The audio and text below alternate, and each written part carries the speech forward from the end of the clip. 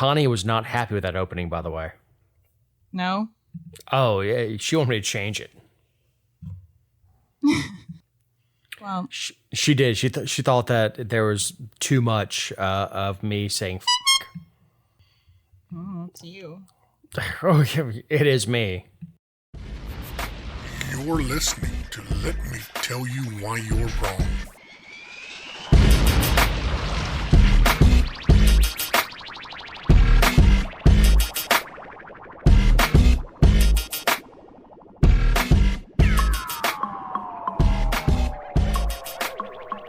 Welcome to episode 177 of the Let Me Tell You Why You're Wrong podcast. I'm Dave Roberts. With me is my podcast partner in crime, the owner of the Georgia Virtue, Jessica Szilagyi. Hi, Dave. Hey, howdy. How was your week? What did you call me? The owner of the Georgia Virtue? After that. I said, hey, howdy. Oh, that's just not normal, but I'm fine. How are you? Man, I've had a great week.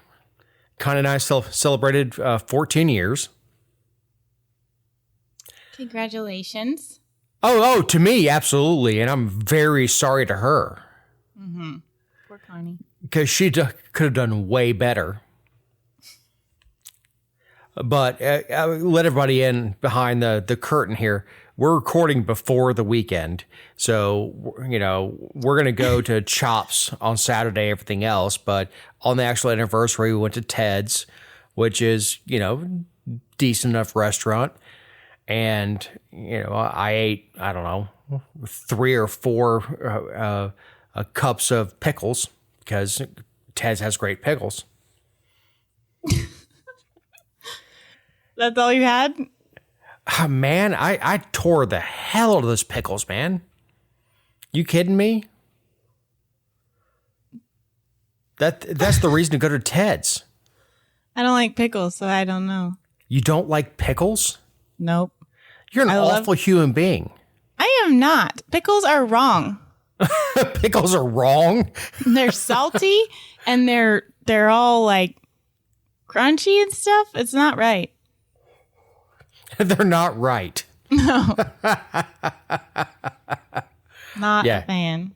Yeah, you and I are not going to get along. Well, it's a little late. It's a little late. What was your first episode as a host where you had your essay? Dude, I don't know. 60? No. Really? Before that? I don't know. Well, you know, you shouldn't ask questions you don't have the answer to. Well, I know when I started with episode 1. Thank you, Jess. Thank you for putting me in my place. Right. So, I mean, how long have you been around? Just go ahead and just put me in my place. Thank you. You're welcome. So President Biden wants to executive order away non-compete agreements and some occupational licensing. Yes. Like you said, we were recording in the evening before the weekend, so I'm going to be real miffed if they decide to announce the specifics of what they're going to do on Friday and make our show a little dated. But what was said on Wednesday of last week in a press conference was that Biden was going to sign a couple of executive orders, and they would encourage the Federal Trade Commission to ban non-compete agreements, encourage the FTC to ban unnecessary occupational licensing restrictions, and then also to encourage the FTC and the DOJ to work together to basically outlaw different companies and employers from working together to, quote, suppress wages and reduce benefits by sharing information. So, like, okay, FedEx and UPS. But so we got to go back to the beginning and go one at a time. But that's what they said they were going to do. Okay, first of all, here's the thing: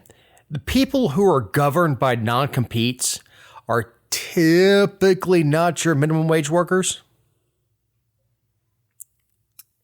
I mean, that's true. I mean, he said that. So they said, it impacts 30 million people probably that have signed non-competes in the country, including construction workers, hotel workers, blue-collar jobs, not just high-level executives.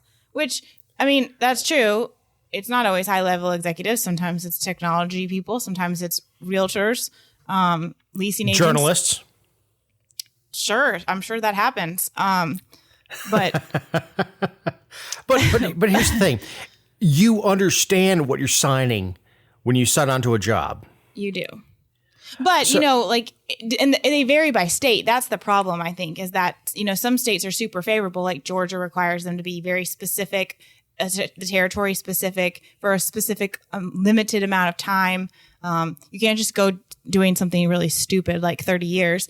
And then other states are less friendly and allow, you know, your employer to regulate that, you know, not indefinitely, but for decade plus. Right, but you understand that when you sign on.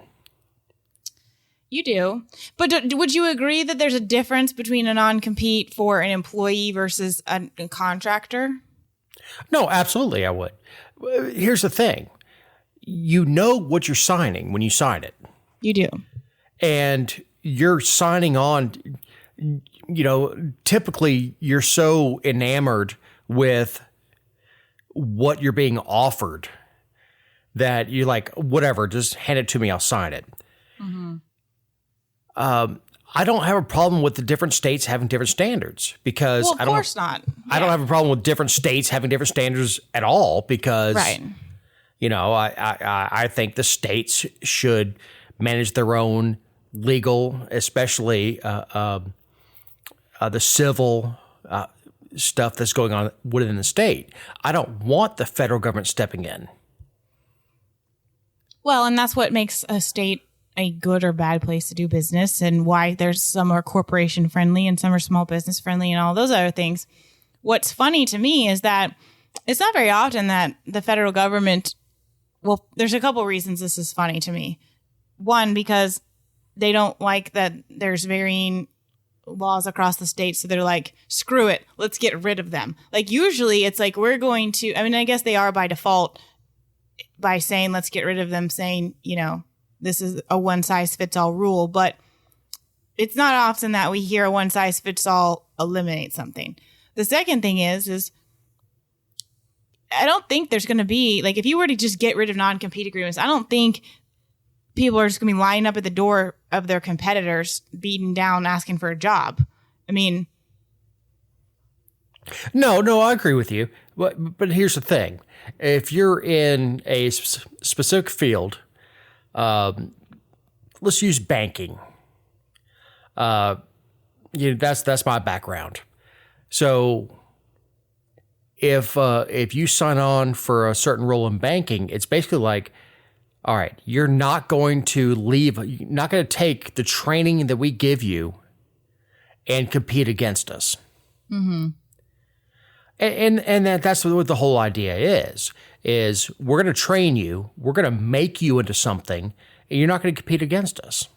Do they do that at banks? Like in Yes. They do. Oh yeah. Well, I mean, I guess like that's an interesting concept too, because banking is so highly regulated that there's not, I mean, sure, everybody does things a little bit differently, but it really sounds more like a non-disclosure issue than a non-compete issue. And usually it's not quite listed as a non-compete. There's a few other things that go on with it, but it basically says you're not going to go to a competitor. And non-competes are not just me going to a competitor. It's I will not take my employees with me. Right. So it's one of those clauses where I've got to be gone for 2 or 3 years before I can go and poach one of my former employees. Right. So let the states handle it. Sure. I mean, well, and so, you know, obviously, like, the buzz about it is that he's just encouraging, well, the rumor is that he's just going to encourage in an executive order. But, I mean, when you appoint the officials to the federal agencies, then they do what you want. So it's kind of like... Yeah, but does he know what he's doing? it's a cop-out to say that we're just going to encourage and let the federal agency decide when you've appointed who the federal agency head is. Yeah, but he has no idea what he's doing either. Well, I mean, Biden couldn't tell you if he went to the bathroom this morning. I wouldn't want to know, so I guess we're on the same page. But no, it's not the role of the federal government. It's really, I don't think it's the role of the state government because it's a private contract. And look, I know that you and I disagree a little bit on this one. I just don't think it's the role of any government to get involved in personal contracts. Why do we disagree? I don't know, Jessica, you tell me. I don't disagree. No, but that's what I'm saying. It's just not the role of government to step in and say, this contract's good, this one's not. It's the same reason that I agreed with SCOTUS on single-sex marriage. I didn't agree with them on why, but my thing was they made the right decision for the wrong reason. The government has no place judging the validity of contracts between consenting adults. Right. And what about the occupational licensing part? Do you think the federal government should be involved in that? No, absolutely not. If the states want to do whatever they're going to do, they can do that. But no, the states should not. The federal government should not be dictating occupational licenses either. It's not the role. He says that it's unnecessary restrictions, which we don't disagree with. But it could impede workers' ability to move and gain more in wages. I mean, and I agree with that. No, I agree. Look, if you do HVAC, the physics that bring heat out of your house don't change whether you live in Arizona or Georgia. Mm-hmm. And look, and I'm saying this is somebody who has something to lose.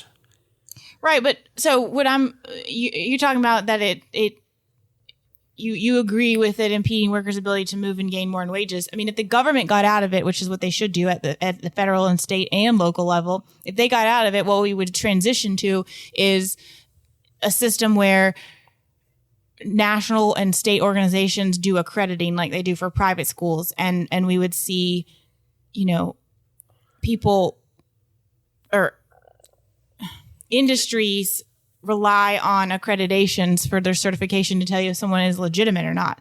And you would still have to pay. You would still have to pay for that. So, I mean, if it impedes your ability, I don't think the government should get a single penny for it. I mean, it's a tax and it's a requirement. It's a hurdle to be gainfully employed. But if it costs money to do it to the federal government or to the state government, and you transition that to a private entity, you're not reducing how much it costs to do business. No, you absolutely don't. But if I know what I'm doing in Georgia, it doesn't change if I go to Alabama. Now, and understand, there is no national recognition of HVAC. It's state to state to state. So, with reciprocity between different states, that helps. But my skills don't change based on the state. And look, if he wants to remove regulation on the federal level, I'm all for it. The problem is he wants to step in and change how states do it between state to state, and that's a problem. Well, what's interesting too is that the argument they cited the military for the reason that this is so necessary, because when people are moving all the time, they are constantly, if they have to move every year, they have to get new licenses, and they always do, and that's what they go to. Well, but hold on a second, because the Georgia legislature, I think last year, or maybe it was this year, I'm not sure, they already approved a law that said, if you're in the military and you're coming from somewhere else and you were certified there, and you're up to date, it just transfers. And lots of states have already done that. So the problem that the reason that they cite for overstepping their, I guess, authority is not even a thing. Like, the states have already solved it. It's also between the states. It's not a federal issue. And that's the thing is, if you are a federalist, you believe that the states have the right to govern themselves. So Biden has no place even getting involved. But then again, he doesn't know that he is. Well, and it's super funny to me that he wants to, make such a great environment for employees when he's pretty much said, like, what, he's crapped on all of them? Let me count thy ways that I can, and make it more lucrative to not be an employee and to instead stay at the house. Well, speaking of losing one's job, after more than a year of publicity, I can't talk tonight, Trey Kelley is stepping down from his leadership position in the House of Reps. Jessica. Yes. He was the majority whip, and this came out, he timed it wonderfully. I think he announced, it's the rumor started trickling out right before the 4th of July holiday, and then I think on the Tuesday after he announced, which is like a dead week, and then the hurricane came, so bravo to him. I mean, I guess if that guy would have died on a holiday weekend, it would have been a little less newsworthy. Oh, wait, it was. Well, let's remind everybody of what Trey Kelley did. Real quick, a guy who he was friends with hit allegedly a bicyclist, threw him. No, he hit him. That's not allegedly. He hit him. You have to remind me, 30 yards? Mm-hmm. He hit the snot out of this guy. So he calls Trey Kelley, and again, this guy is supposed to be mentally limited. He doesn't know what he hit. And Trey Kelley calls the police chief instead of calling 911. And Trey is a lawyer. Allegedly. So this guy hit somebody so hard that he flew him far enough off of the road that you could not see him. So just so that, remind everybody of what Trey did. Mm-hmm.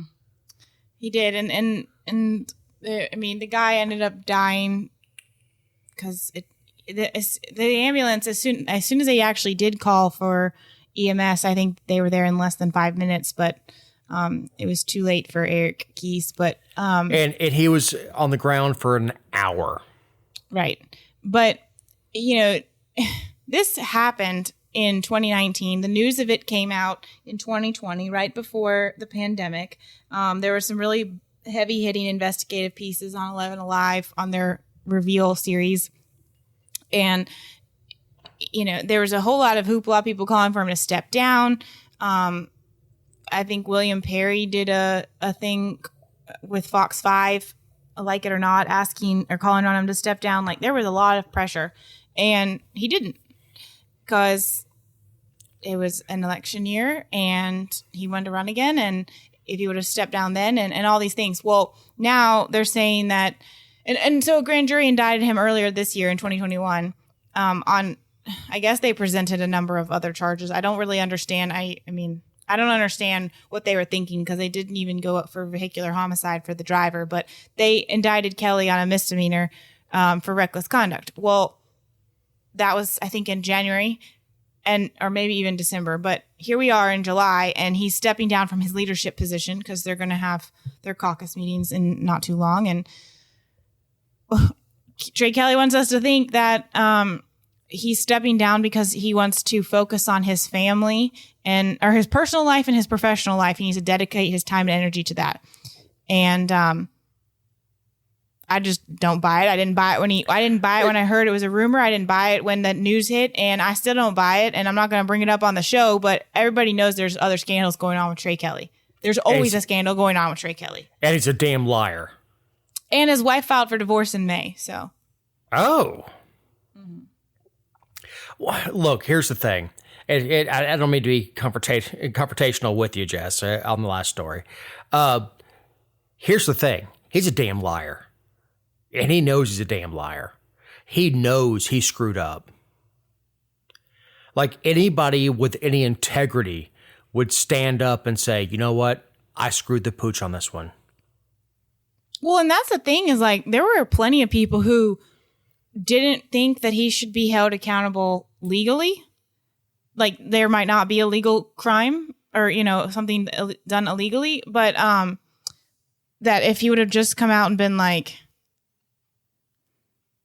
yeah, we should have done more, or like just from a moral, humane, like a right and wrong humanity, right? Yeah, right and wrong.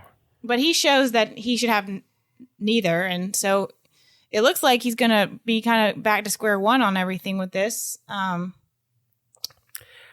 Man, I don't care. I'm not a Trey Kelley fan. And look, anybody who follows me on Facebook knows that I've been trolling Trey Kelley for a while. I got a friend of ours to create a meme that Trey Kelley put this picture up of him standing behind a Trump and a Trey Kelley sign. And on the side of a road is a massive ditch behind him. And I got this friend of ours to put a bicyclist down behind him. So it's so much that Trey Kelley actually called a friend of mine, asked me to stop doing it. And he said, the last thing you want to do in the world is ask Dave to stop doing that. That means I'm going to post it twice every time. But look, he deserves it. He knew better. So if we accept the fact that the guy that actually hit the bicyclist is mentally limited, are we to accept that Trey Kelley is not? Well, I have a lawyer friend who suggested that, it would be inappropriate. Like if he got an attorney, obviously, and now he has one. Lester Tate is representing him. But my lawyer friend suggested that it would have been unwise of Trey Kelley to talk to the police or do anything more because he could have incriminated himself. Right. But at the point where the guy says, I don't know if I hit a person or a deer, that's when you call 911. Is it? Or is it the time you say, are there any witnesses? Exactly right.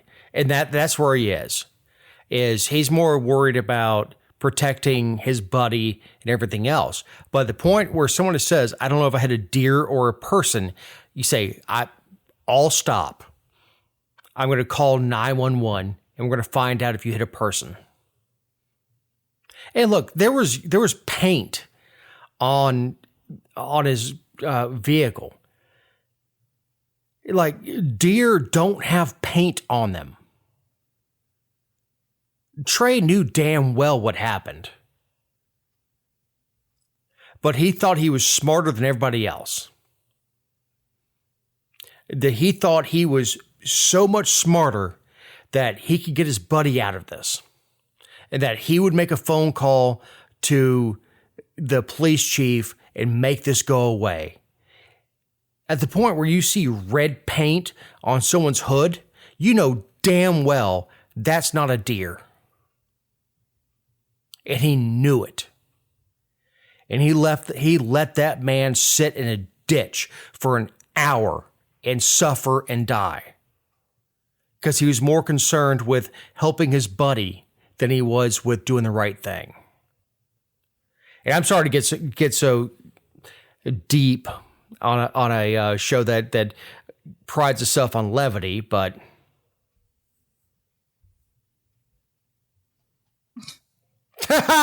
you don't have anything to say. So in this week's segment on the War on Parenthood, the Illinois Department of Child and Family Services used safety plan to remove dozens of children from a home. Whoa. The word dozen is not on the outline. That's what it says here. No.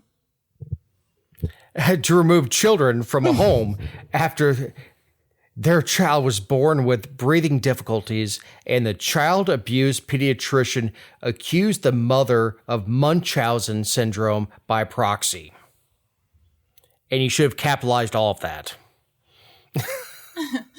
Okay, so we've been talking about this last several weeks, just different ridiculous things that are happening to parents across the United States.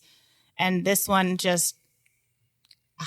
I mean, as I was reading it, the further I got through the article, the more irritated I was. But basically what happened is most hospitals have a child abuse pediatrician, and it's somebody that is a liaison with DFACS or whatever the state agency may be in whatever respective state. But they are the communication point. They evaluate cases, whether those cases are right there in the emergency room, or they look at case files. Well, in this case, the pediatrician reviewed the case file. She had never met the mother or the child, and she determined, that the mother was causing or faking the child's illness to get attention, because the child spent 9 days in ICU after he was born. He had dozens and dozens of oxygen treatments. He had tubes put in his ears, and then he had 4 surgeries. And all of this was over a 2-year period. Now, I mean, I think most of us, like when we think about a child abuse pediatrician, we think about when a child comes in multiple times with broken bones or bruising or cuts and scrapes and like physical. We don't think about breathing treatments and tubes in their ears and surgeries that have to do with the, ears, nose, and throat. But anyway, when the little boy was 2, so this doctor made this determination after 2 years, or over the 2-year period. But when the little boy was 2, he was in the hospital. DFACS worker came in, removed the family from the hospital room, and barred them from returning. So the little boy was in the hospital by himself for 4 days until they could find a foster family for him. And then they took his 3-year-old brother, and the mother was pregnant, and they took that baby 4 hours after she gave birth. And all because the DFACS agent determined that she believed the mother was doing this on purpose. Right. Okay. Munchausen by proxy is where a parent, usually the mother, will hurt the child to get attention.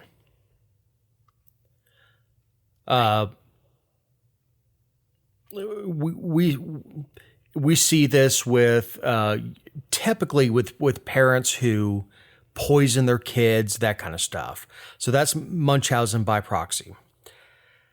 So after 2 years, the government decided to take the child and his 3-year-old sibling away from the mother.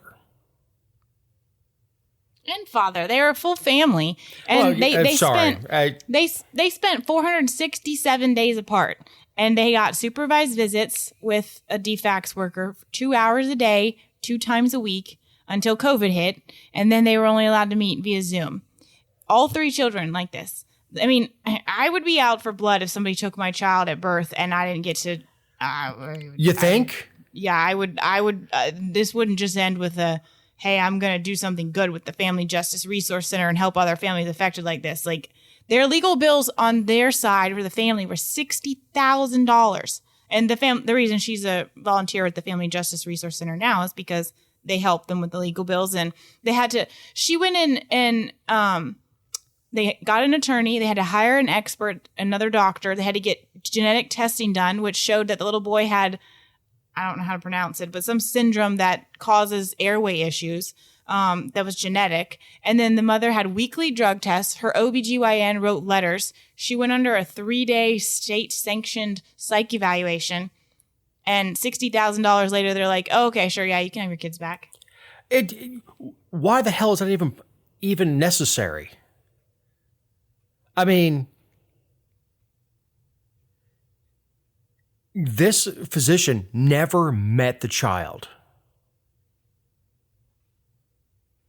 It's amazing to me. You shouldn't be allowed to, there should not be a way to take a child from its family if you have not met the family. I mean, that's unacceptable. And look, I'm the first person to say if you have an abusive relationship, if you know if a child's being born into a bad situation, I'm the first person to say absolutely take that kid away from him. But this doctor never even met the damn family. Nope. And Texas just had some big overhauls with their family laws, and basically said that if parents are accused of abuse based on a medical report, if that's the only thing you're relying on, the parents, before you can take the child or children, the parents can request a second opinion from a specialist in the field, which is still a cost. And if you don't have insurance or you don't know where to go, there's still some hurdles, but that's a hell of a lot easier than $60,000 and a year and a half away from your children. When you talk about a year and a half into a kid that's a year and a half old. Oh my God, I'd kill him. Not the kid. You wouldn't kill the kid? No. But you're talking about a 3-year-old at the time who is now 4.5. And you're talking about a baby. A 2-year-old that's now 3.5. Right. A baby. Please tell me how you justify, I know this is getting way off in the weeds and stuff, but how do you justify, based on a medical report, an additional child not being a newborn, not being able to be breastfed by its mother or have that close? I don't know how you do it. You have to be a vindictive, awful, terrible human being that uses your position only for bad if that's the kind of thing you are willing to do without ever meeting the family. I won't even go that far, but I will say that I will. Children who are disassociated from their mothers have real problems. I mean, it's the disassociation from the mother, the love, everything that you could think that your mom gave you.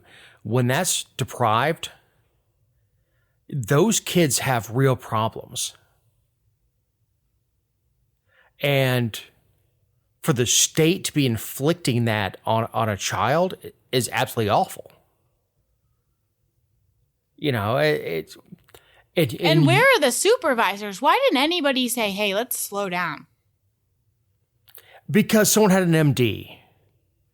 And because they had an MD, it was like, oh, okay, well, the doctor said we have to do this. Because there was somebody else they could put the blame on and all that stuff.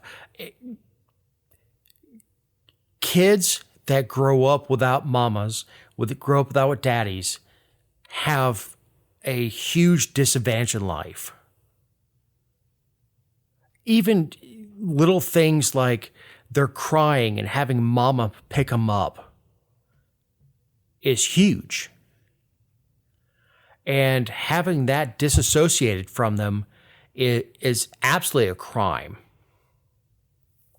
And I'm not telling you anything you don't know. No. But yeah, this is, it's an absolute crime. But this is a good time to remind you that these are our opinions and not those of anyone not on the show or any respective company for which we may work, own, or otherwise associate ourselves with on a regular or irregular basis. Right, Jess? Correct. New AJC report says Georgia bankruptcy filings reveal economic racial differences. Jesus H. Christ. Take me away. So the AJC obviously did this long form dual author journalism piece where they analyzed all different kinds of factors of bankruptcy, which I think would be super interesting. Like, I think it's fascinating to know. I want to know, especially since it's the government basically signing off saying you don't have to pay most of your debts back. I want to know what those debts are. Is it mortgages? Is it student loans? Is it credit cards? Like, what are the circumstances? Tell us about it. How much of it's cars and furniture? Medical debt, all of that. I think those are all important conversations to have, and it would be a really great article. But the AJC tanked it as they normally do and took the route of black and white. Everybody else be damned. You've just ruined your chances of writing for the AJC. Oh, gosh. Whatever will I do?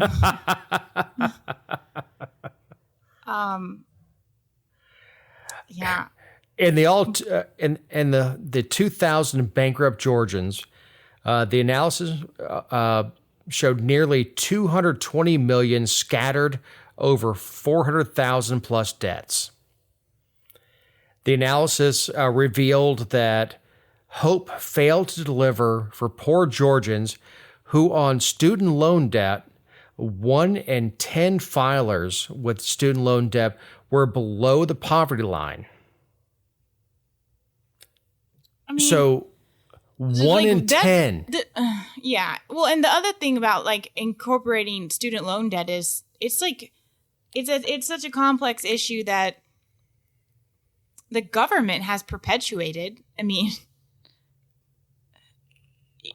no, I mean, you talk about 90% were not below the poverty line that took student loan debt. Most of the kids that take student loan debt are above the poverty line.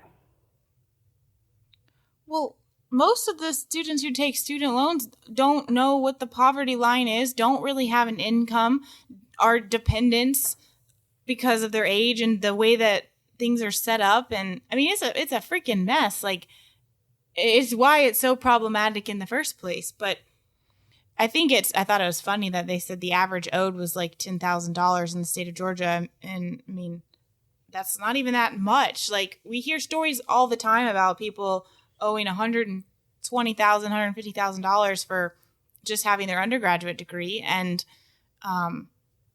but what kills me here is that this article is black and white. Like, literally, those are the only two demographics they discuss.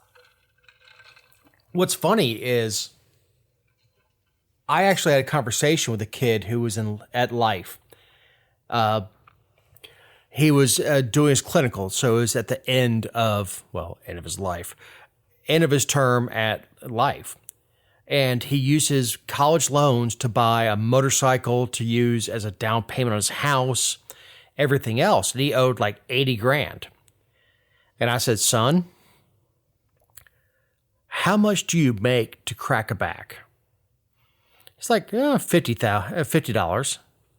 So you make 50 per crack. He goes, well, I wouldn't put it like that, but yeah, you understand that's 160,000 backs you have to crack before, without interest or anything else. I said, do they teach math at Life?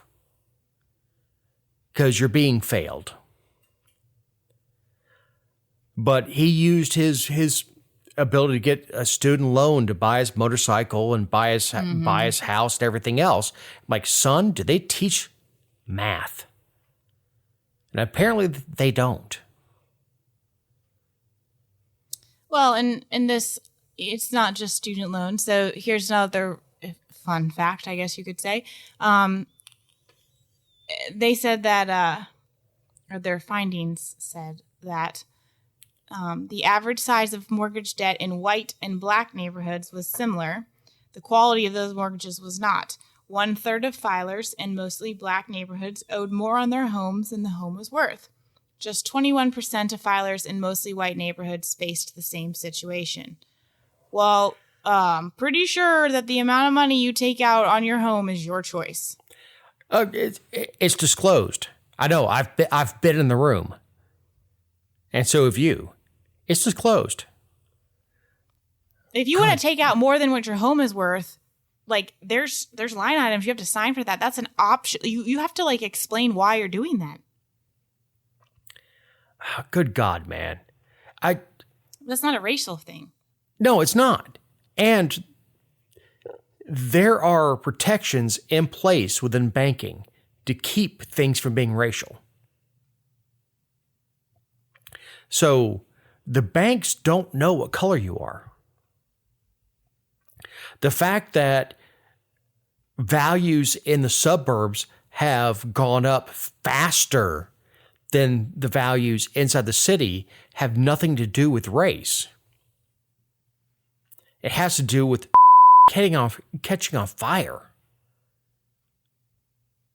So it's not like appraisers are coming out to my house, which I would really appreciate them not valuing my house where it is. But it's not like they come out and go, oh, that's a white family. We're going to appraise this higher. The fact that the houses in the inner cities are going down versus those in the suburbs have a lot to do with the political strife and less to do with the color. Because there are plenty of white people that own houses in town that are losing their asses. It's just the way it is. They made a bad investment. And if you own a house out in the suburbs where I am, you've done better.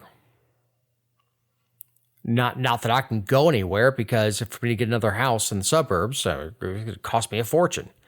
But it's not a racial thing.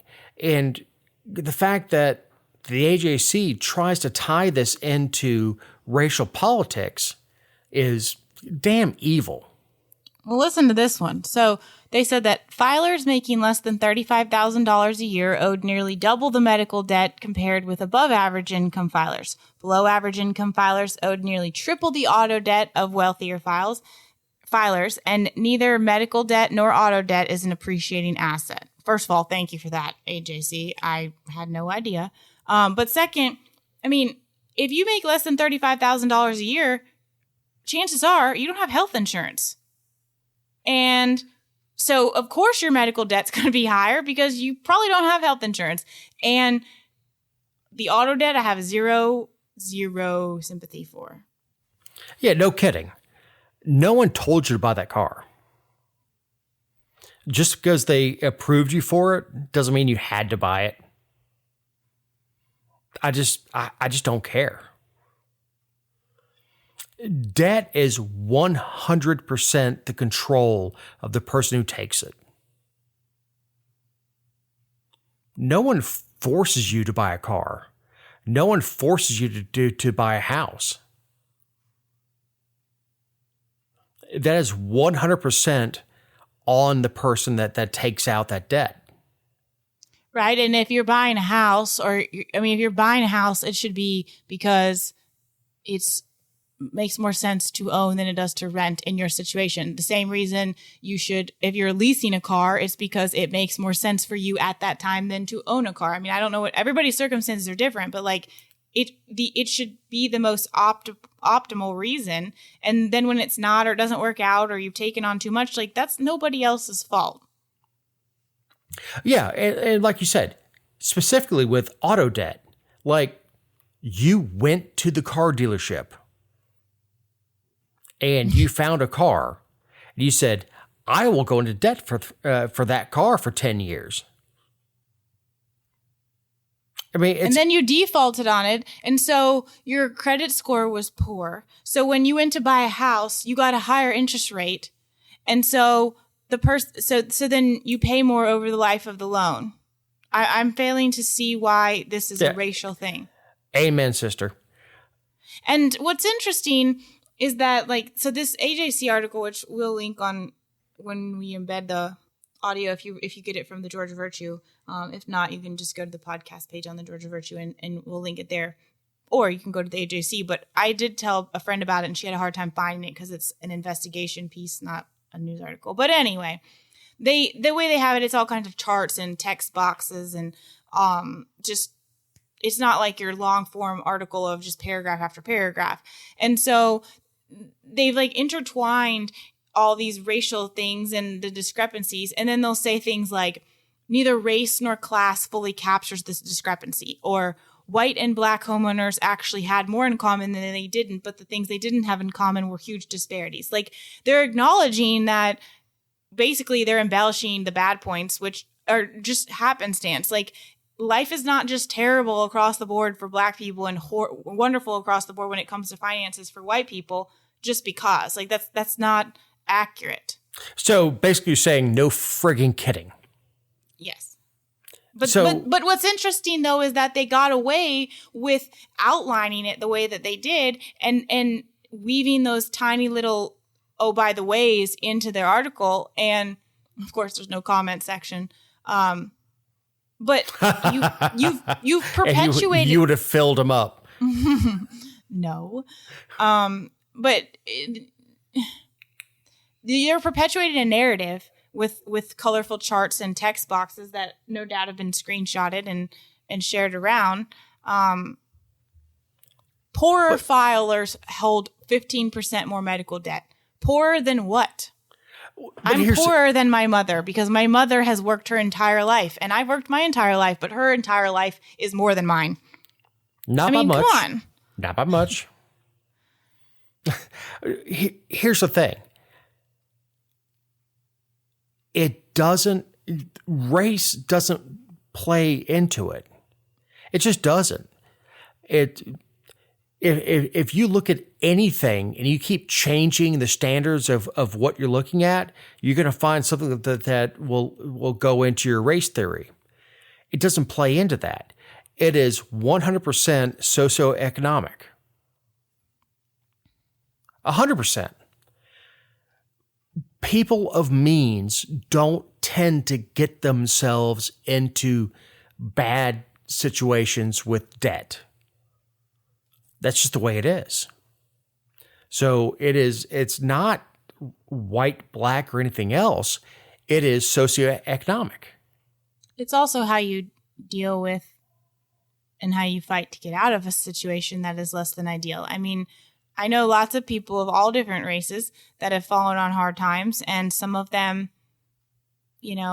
sold off everything they owned and started fresh. Some of them filed bankruptcy and will never make that mistake again. Like, I know someone that filed bankruptcy in their early 20s, and it was a huge lesson, and now they're like a cheapskate and a stickler. Like, they learned from it. Okay. Look, I know somebody who filed bankruptcy in the 70s or 80s, and he is now probably the most successful person I know. And he said, I will never do that again. He said he went to work, and he went to work as a damn Taco Bell employee and ended up owning a dozen or whatever it is because he had the work ethic to do it. Mm-hmm. It's what people fall on hard times and things happen, and you have to claw your way out of it sometimes. But it's how you rebound from that. And if you're just filing for bankruptcy and then going to the same thing, then sure, I could see why it's generational because you've done nothing to improve your situation. If you fight like hell to get out and improve your debt situation, it really doesn't matter what race you are because you're going to do better. Right, because you are who you are. Because you're the person that's going to strive to make your situation better. But before we get into closing thoughts, an update on a previous story we covered. Though he remains under investigation, the Gwinnett County Sheriff is backing down from following a lawsuit by bail bondsman service. Yeah, I think we talked about this, like a month and a half ago, 2 months ago? Something like that, yeah. Gwinnett County Sheriff Kebo Taylor, I just wanted to touch on it because it got lost in the 4th of July holiday. I guess like the the night before they were supposed to go to court for the first thing on the lawsuit that was filed, he agreed that if they dropped the lawsuit, he would reinstate the company that was suing him's certification. And if you remember, he was caught on video saying if he didn't support him during the election, he was going to pull their certification so they couldn't work in the county. And then he did it. And he claimed it wasn't retaliation. He did nothing wrong, and that, nothing about it was wrong, and he could do what he wanted. And apparently that's not true. But despite the fact that apparently the GBI is still investigating, which really doesn't mean much to me. But he was facing civil and criminal things, and now it's just the civil side or the criminal side. So, I mean, he straight up said it. He did. He said, "If you don't support me, I'm gonna pull your certification." Yeah, I mean, he straight up said it. I mean, and it was on surveillance at the bail company. I was about to say his own surveillance. Was it his own, or was it the bail bondsman? Well, he wasn't elected yet, so I don't think it was his surveillance, but it may have been his. But regardless, it was like one of those cameras that's in the corner of a room, so he probably just thought there wasn't any audio. Fatal mistake, buddy. Fatal mistake. Good Lord, man. And does he have the autonomy and the authority to say who does business in his county? Yes, they actually do. But that's the weird thing. It's only bail bondsmen that the sheriff has to sign off on your ability to do business in their county. Right. Like and in South Georgia, that's huge. Oh, yeah, but you have to kiss the sheriff's ass in order to stay in business. And support their political campaign, apparently. And to me, that's a bigger issue than just this one case. Is Absolutely. That if you want to run a bail bondsman company, it's not your ability to run a bail bondsman company. It's how well do you kiss the sheriff's ass? Yes. And that to me is the bigger issue than, I mean, this one case is egregious. Don't get me wrong. Kimbo Taylor should go to jail. Kebo, sorry. I was thinking Kimbo Slice, who's a fighter. But he should go to jail. But the bigger issue is the fact that in Georgia, you can go from election to election not knowing if you can keep yourself in business. Yeah. I mean that's a huge issue. It is, but you know what? They have a lot of lobbying power, and they work alongside the Georgia Sheriff's Association. And I feel bad for them, and I don't think it's right. But at the same time, I'm like, you kind of put yourself in that position. Yeah, but not the individual. No. Anything that's the association or anything else is, the individual doesn't have any control over it. I don't necessarily I love my sheriff, but he's a member of the Georgia Sheriff's Association. They all are. Well, exactly. But I don't dislike him individually. So, that's one of those things where you really can't hold this one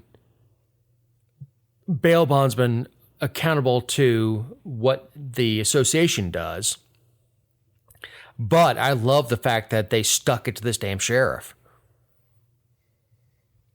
Well, and it's the power of a viral media story, like having an impact, because you can bet that if it hadn't been on camera, if it hadn't been recorded, and if it hadn't gone viral and made all those headlines, it wouldn't have been resolved, because it would have been, No, you're absolutely 1,000% correct on that.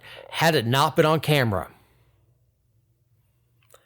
had the sheriff not gotten caught asking for a bribe, and that's really the story here, is the sheriff was asking for a bribe. So anyway, Jessica, do you have any closing thoughts? Just free Britney. Free Britney. Mm-hmm. That's a very sweet thought. I'm going to double up on my last week's. My wife makes very poor choices in men, but thank you. This Wednesday is our 14th anniversary, and I am glad that she makes very poor choices in men.